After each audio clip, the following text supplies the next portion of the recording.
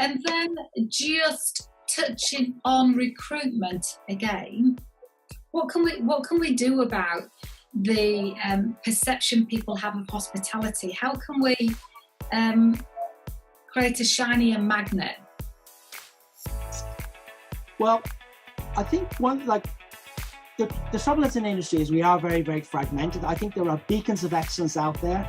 I think the simple thing is you need to get involved with what's already out there. We've got Springboard, we've got your apprenticeship providers, we use Umbrella Training, who've been absolutely fantastic. We supported their events last year. Wherever we can work with existing partners in the industry, we do. And I think it's fair to say there's lots of talk and not much action in a lot of parts of the industry. So my view is work with the existing frameworks that are there because they're already funded, although albeit they're not funded well enough, and get involved with the bodies in the industry that are actively supporting recruitment. And I think you've got to get out yourself. So my HR team, there isn't a month goes by, but they're either in a college or they're supporting some broader London event. And sometimes in the whole of London, we've been to some events where there's 2 or 3 hotel groups.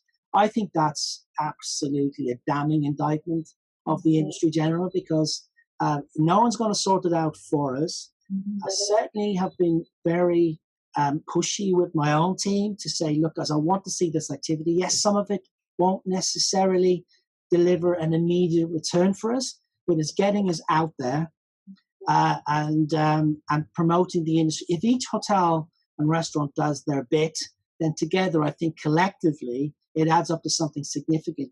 My concern about the industry is when they write letters to the caterers, they're only read by people who are in the industry, if indeed they've even been read by them. It's actually, it's the parents you need to communicate with. I mean, I went into my own son's school a few months ago, not because I'm a hero or anything, but the headmistress sent down a request for professionals, and she named 3 or 4 professions, none of which was hospitality as usual. And I said something to my wife, and she said, well, why don't you go in then? So I am going to go in. And it wasn't that I got a whole sea of recruits, but it was the first time anybody from hotels had ever gone into the school. So it generated an interest, and the kids are still mentioning every now and again. And the teachers noticed the fact that a hotelier went in. So if every hotel in the country went into one school this year, together that would add up to something significant. But guess what? A lot of them don't. I think there's a small number of hoteliers, whether they be in the master inn holders or people who are active with Springboard. We kind of know who they are. They're the people you read about all the time.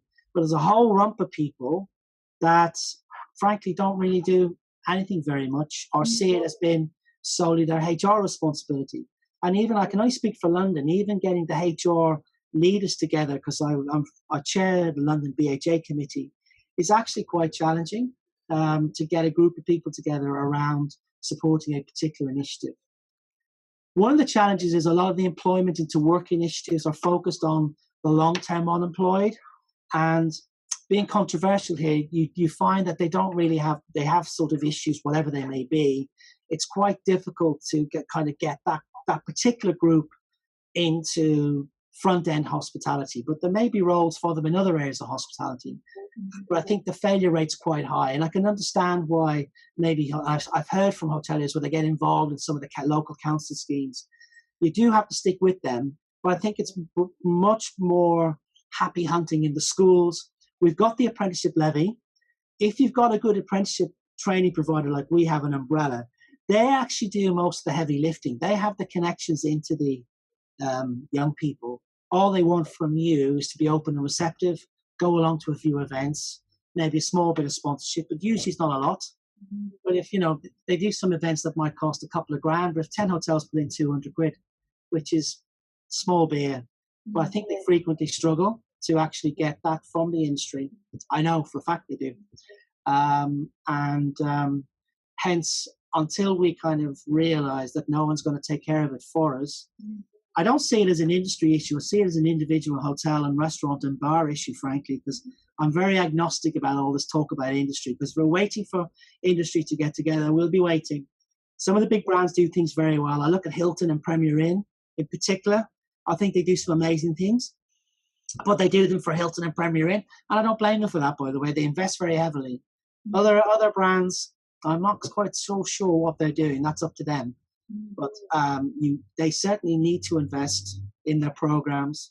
need to ensure at the very minimum they're using their levy, because it's criminal not to use the levy if you're paying it. And I think once you engage with training providers, you actually can see that we've got 4 apprenticeships now in addition to our chef apprenticeship. Our chef apprenticeship program has always been very successful. That ticks over very, very nicely. In fact, it was at risk by the levy, bizarrely, because the levy doesn't fund it. However, the new levy scheme, as in we had to get rid of our training provider and get a new one, they make it actually quite straightforward, because they are in the schools and they do the connections. And then we need to provide the program our end, with them providing the actual one-to-one education. So it is kind of out there, but you have to maybe get a bit closer to it. I mean, my title's CEO, but I get quite close to it because I want to ensure it's happening. Yeah. And I'm often given, and it's no disrespect to my people, I'm often given reasons why something isn't happening, because it might be just a little bit challenging, or the first time I did it didn't really work. But I kind of think, have another go. If we can pick up 6 people from this scheme, that's 6 people that we wouldn't otherwise have. And I mean, our young apprenticeships are absolutely amazing, and they're getting some amazing exposure. One of them was in the House of Commons last year, the BHA Open Day. I didn't even know he was going. I went there, and he was there meeting some MPs at 18 years of age. You know? You know what I'm getting is you reap what you sow. It's not the problem doesn't belong outside outsiders. The problem is our own individual problem that we can fix ourselves, which is so empowering. You know, when you're responsible for your own issue, then you go and fix it. It's not. The answer isn't outside.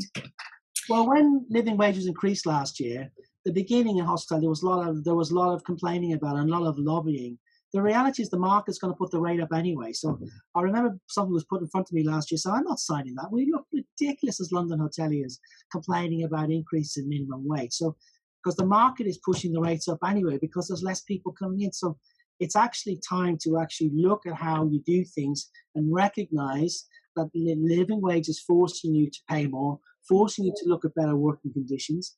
And if you don't do that, new entries, as I said, the supermarkets, the banks, people who want flexible, trained people will nab them from you. We find our receptionists are being employed by banks on maybe £10,000 a year more once they've had 2 or 3 years. And that's happening in lots of hotels, by the way.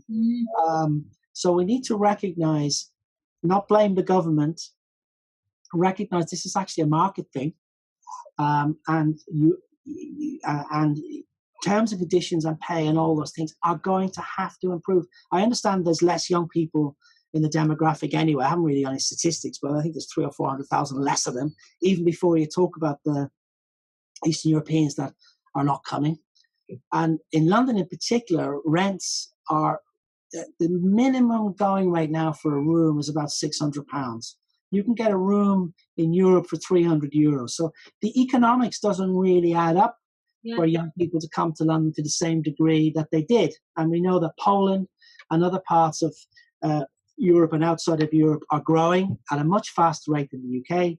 Spain and Portugal are beginning to move forward. And even Italy, it's got its problems. But in the hospitality sector, Italy is actually doing very, very well. So there's not as many of them actually necessarily need to come to a country where the opportunities are perceived as being not as good as perhaps they are in Central Europe, wherever that is, whether that be cities in Germany, cities in France, and so on and so forth. So I think the industry or individual hotels need to stop moaning about it and recognize it's not going to improve anytime soon, and then look at their own individual business as to what they can do.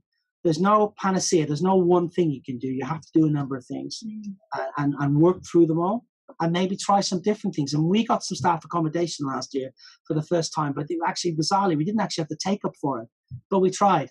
And we may have to go back again. Maybe we didn't go about it the right way because we thought that was going to actually, that was the issue, but it didn't turn out to be at that particular point in time. We got some short lets, but weren't able to actually fill them. But we're going to be adaptable and look at it as and when, because we'll need to before recruitment becomes. I hate to use the word crisis because I don't think we're in crisis yet.